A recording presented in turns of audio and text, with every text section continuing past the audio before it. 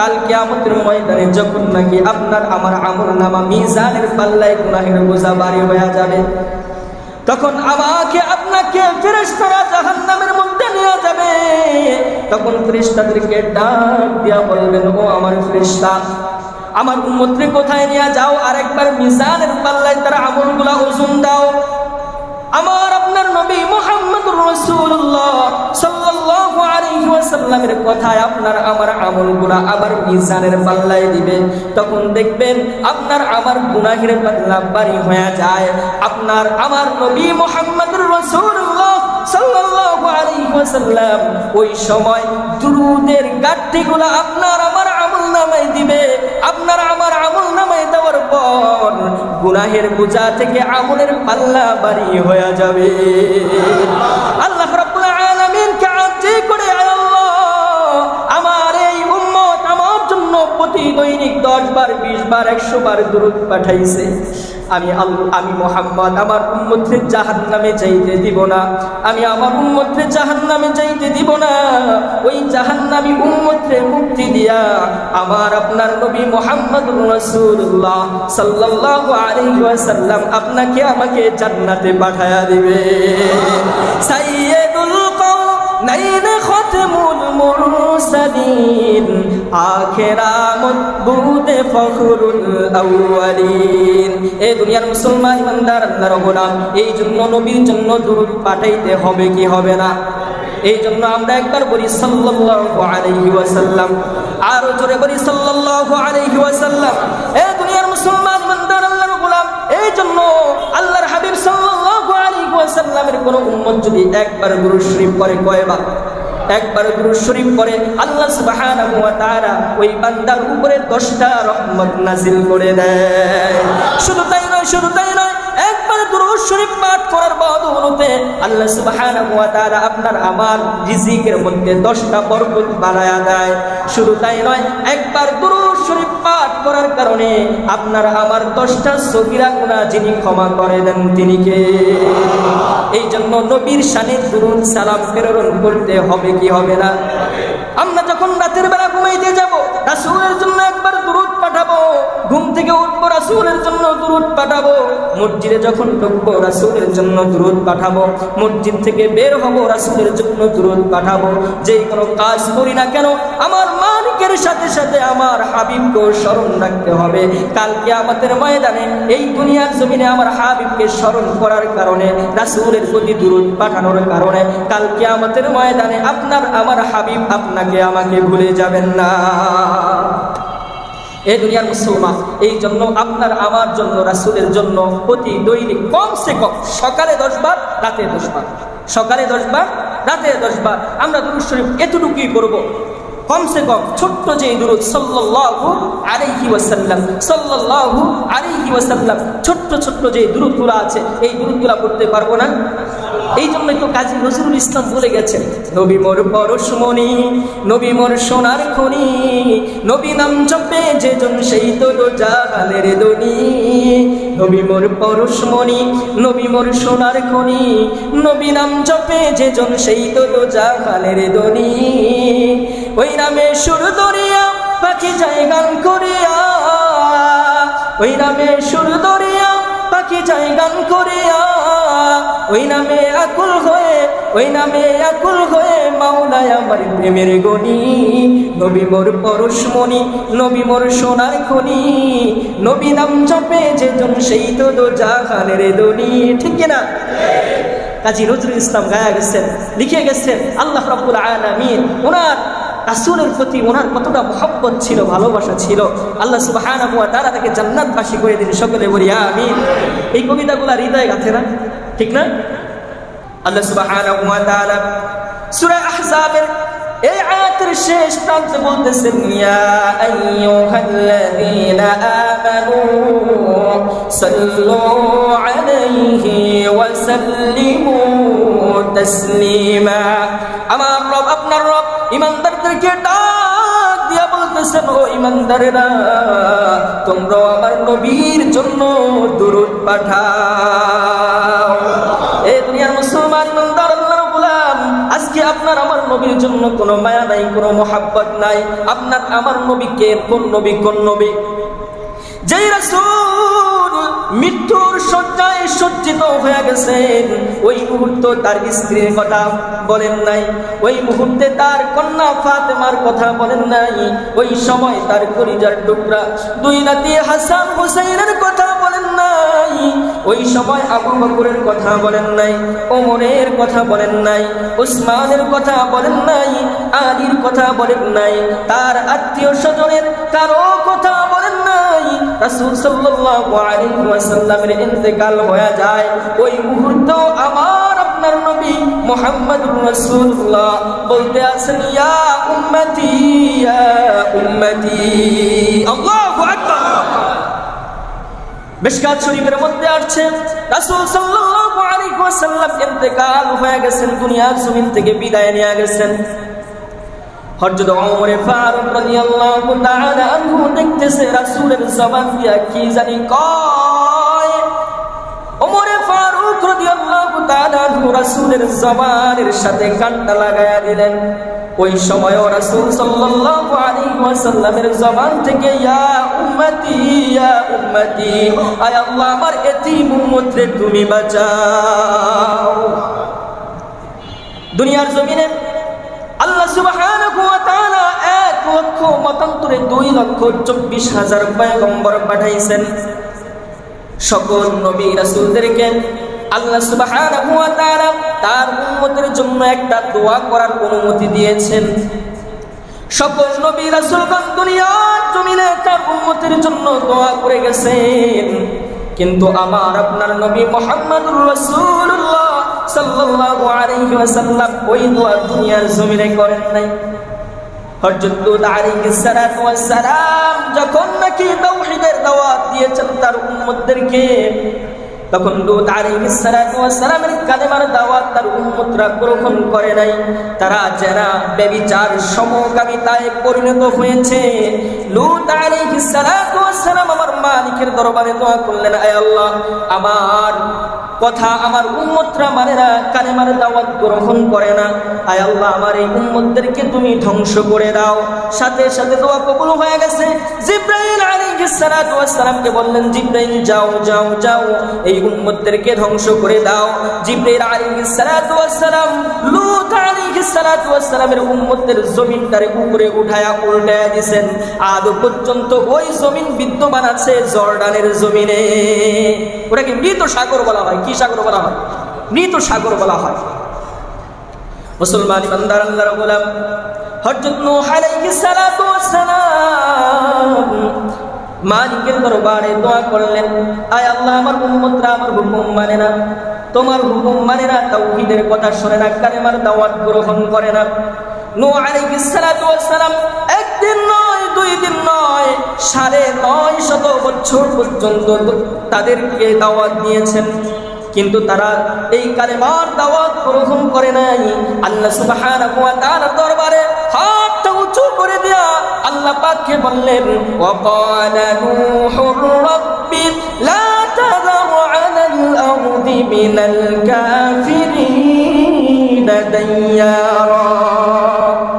আয় আল্লাহ আমি হক কথা যখন বলি আমার বিরুদ্ধে আচরণ করে, আমাকে গালিগালাজ করে, আমাকে মারধর করে। দুনিয়ার সমাজের মধ্যে এখন অনেক মানুষ আছে যখন নাকি উলামায়ে কেরামরা হকের কথা বলে, কোরআনের কথা বলে, উলামায়ে কেরামকে মৌলবাদ বলে গালি দেয়। আছে না নাই? আজকে আলেমদেরকে মৌলবাদ বলে গালি দেয়। অথচ বাংলাদেশের মধ্যে কিছু মানুষ আছে শুধু আলেমদেরকে দিনই আলেমদের নিয়ে মাথা ব্যথা। অথচ এই 1 বছরের মধ্যে 4 থেকে 500 মানুষ বাংলার জমিনে খুন হয়েছে। খুনিদের ব্যাপারে তাদের কোনো মাথা ব্যথা নাই, চাঁদাবাজের বিরুদ্ধে কোনো মাথা ব্যথা নাই, সিলেটের জমিন থেকে সাদা পাথর চুরি হয়ে যায় এটার কোনো মাথা ব্যথা নাই। এদের মাথা ব্যথা উলামায়ে কেরামদেরকে নিয়ে। কথা বলেন ঠিক কিনা? এই দেশের আম জনতা ইসলাম প্রিয়, আলেম প্রিয়। কথা বলেন ঠিক কিনা? কোন আলেমদেরকে যদি মৌলবাদ বলে গালি দেয় এই দেশের তৌহিদি জনতাটা মানতে পারে না। কথা বলেন ঠিক কিনা? এই দেশের ওলামায়ে কেরাম এভাবে এমনি এমনি আসে নাই। এই দেশে ইসলাম কচুরি পানার মতো বাংলার জমিনে ভেসে ভেসে আসে নাই। এই দেশে ইসলাম এসেছে ওলামায়ে কেরামের রক্তের বিনিময়ে। কথা বলেন ঠিক কিনা? এটা শাহজালাল, শাহপরান 360 আউলিয়ার জমিন, এটা শাহ মখদুদের জমিন, এই জমিন হচ্ছে হাজী শরীয়তুল্লাহর জমিন, এই জমিন হচ্ছে আল্লামা আহমদ শফি রহমতুল্লাহি আলাইহির জমিন, হাফিজ হুজুর রহমতুল্লাহি আলাইহির জমিন, এই জমিন জুনায়েদ বাবু নগরী রহমতুল্লাহি আলাইহির জমিন। এই দেশের ওলামায়ে কেরাম হচ্ছে তাদের উত্তরসূরি। ওলামায়ে কেরামের জবানকে কোনোদিন কোনো নাস্তিক মুরতাদ বন্ধ করতে পারবে না। কথা বলেন ঠিক কিনা? আজকে ওলামায়ে কেরামদেরকে মৌলবাদ বলে গালি দেয়। আফসোস লাগে, আফসোস লাগে। যারা ওলামায়ে কেরামদেরকে মৌলবাদ বলে গালি দেয়, আমি বলি তাদের জন্মের কোনো না কোনো সমস্যা থাকতে পারে। কথা বলেন ঠিক কিনা? এখন আপনি বলতে পারেন হুজুর আপনি এই কথা বলছেন কেন? কারণ ওলামায়ে কেরামকে যদি গালি দিত, যদি গালি দেয়, যদি গালি না দিত, তাহলে তার মা বাবার বিয়াটা আলেমই পড়াইতো। কথা বলেন ঠিক কিনা? আলেম যদি না পড়াইতো তাহলে সে বৈধ সন্তান হইতো না। যদি বৈধ সন্তান হইতো, যদি আলেম পড়াইতো তাহলে সে বৈধ সন্তান হইতো। বৈধ সন্তানরা কোনোদিন আলেমদেরকে গালি দিতে পারে না। কথা বলেন ঠিক কিনা? মুসলমান আলেমদের বিরুদ্ধে যাবেন না, আলেমদের বিরুদ্ধে যাবেন না। কারণ ওলামায়ে কেরাম আপনাদেরকে আলোর পথে আনে, সত্যের পথে আনে, কোরআনের কথা বলে। এই জন্য কিছু রাম নাম নাস্তিক মুরতাদ আলেমদের বিরুদ্ধে আচরণ করে। কথা বলেন ঠিক কিনা? এই জন্য কবি বলেন, সত্যের পক্ষে গান গাই বলে আমি বিদ্রোহী, সত্যের পক্ষে ডাকি আমি তাই বিপ্লবী, কোরআনের কথা বলি তাই আমি মৌলবাদী, জিহাদের কথা বলি তাই আমি জঙ্গিবাদী। বিপ্লবী বিদ্রোহী মৌলবাদী কেন জঙ্গিবাদী, বিপ্লবী বিদ্রোহী মৌলবাদী কেন জঙ্গিবাদী। জন্মের পরে কানে আজান কি দেয়নি, তুমি মৌলবাদী ছাড়া হওনি। ঠিক কিনা? জন্মের পরে কানে আজান কি দেয়নি, তুমি মৌলবাদী ছাড়া হওনি। মরণের পরে জানাজা পড়াবে, মরণের পরে জানাজা পড়াবে, তখন কোথায় পালিয়ে যাবি। বিপ্লবী বিপ্লবী বিদ্রোহী মৌলবাদী কেন জঙ্গিবাদী। ঠিক কিনা? এই জন্য ওলামায়ে কেরামদেরকে মৌলবাদ বলে গালি দিবেন না। যেই ব্যক্তি ওলামায়ে কেরামদেরকে মৌলবাদ বলে গালি দিবে, এই দেশের ওলামায়ে কেরাম ঘরে বসে থাকবে না। ওই যেই ব্যক্তি ওলামায়ে কেরামের বিরুদ্ধে আচরণ করবে, মৌলবাদ বলে গালি দিবে, ওই লোকের জিভ ওলামায়ে কেরাম টেনে ছিঁড়ে ফেলবে। কথা বলেন ঠিক কিনা? আজকে ওলামায়ে কেরামদের বিরুদ্ধে আচরণে যাবেন না। কারণ ওলামায়ে কেরামরা যারা ওলামায়ে কেরামদেরকে কষ্ট দেয়, ওলামায়ে কেরাম কিন্তু দুনিয়ার কোনো ব্যক্তির কাছে বিচার দেয় না।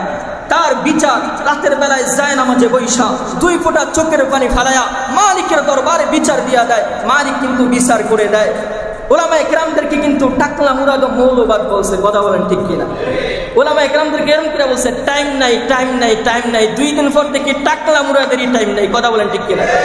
ঠিক না? দেখেন নাই তার এমন পরিণত হয়েছে, মন্ত্রিত্ব থেকে সে সরে গিয়ে টার্মিনালের পর্যন্ত ঘুমাইতে হয়েছে। কথা বলেন ঠিক কিনা? 2 দিন পর দেখি মাথার উপরে তাওলার উপরে একটা ফ্যানও করছে।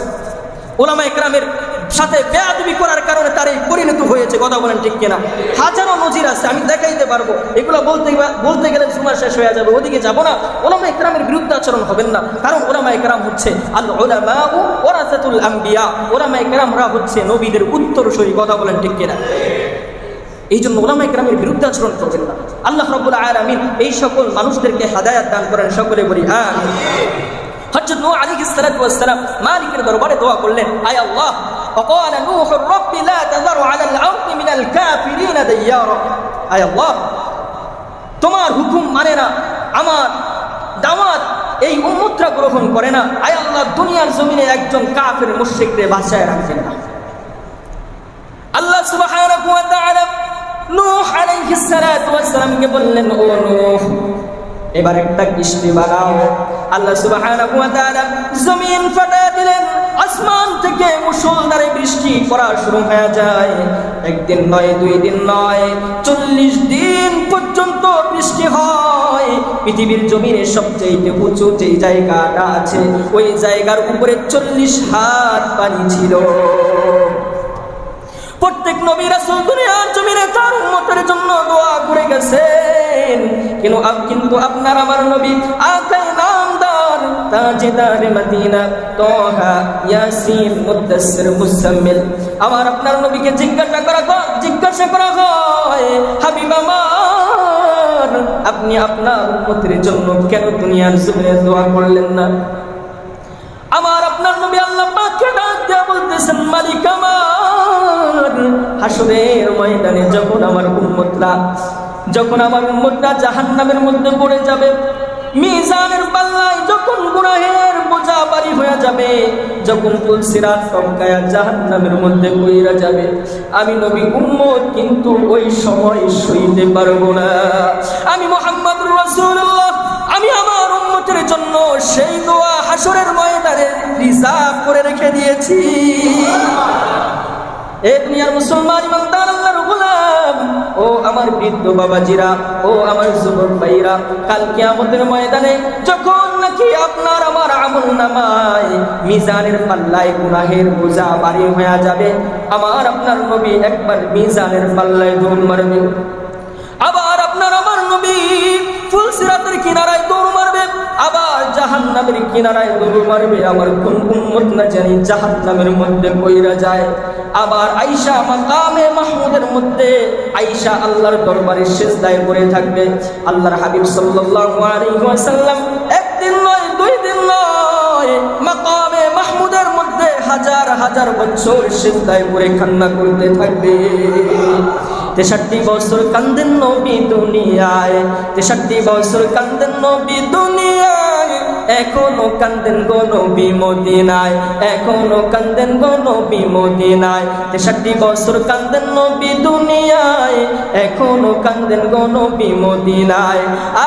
ইমামুল আউয়ালিন আল আখিরিন, বাহরে সাদকা রহমাতাল লিল আলামিন, শুদ ওজুদাশ রহমাতাল লিল আলামিন, মসজিদে ও শুদ হামারো এ জমিন। একটু আওয়াজ করে বলেন না আল্লাহু আকবার। এ কারিগঞ্জের মুসলমান, ও আমার সম্মানিত মুসল্লিয়ানে কেরাম, কাল কিয়ামতের ময়দানে যখন নাকি আপনার আমার আমলনামা মিজানের পাল্লায় গুনাহের বোঝা ভারী হয়ে যাবে, তখন আমাকে আপনাকে ফেরেশতারা জাহান্নামের মধ্যে নিয়ে যাবে। তখন ফেরেশতাদেরকে ডাক দিয়া বলবেন, ও আমার ফেরেশতা, আমার উম্মতকে কোথায় নিয়ে যাও, আরেকবার মিজানের পাল্লায় তার আমলগুলা ওজন দাও। আমার আপনার নবী মুহাম্মদুর রাসূলুল্লাহ সাল্লাল্লাহু আলাইহি ওয়াসাল্লামের কথায় আপনার আমার আমলগুলা আবার মিজানের পাল্লায় দিবে।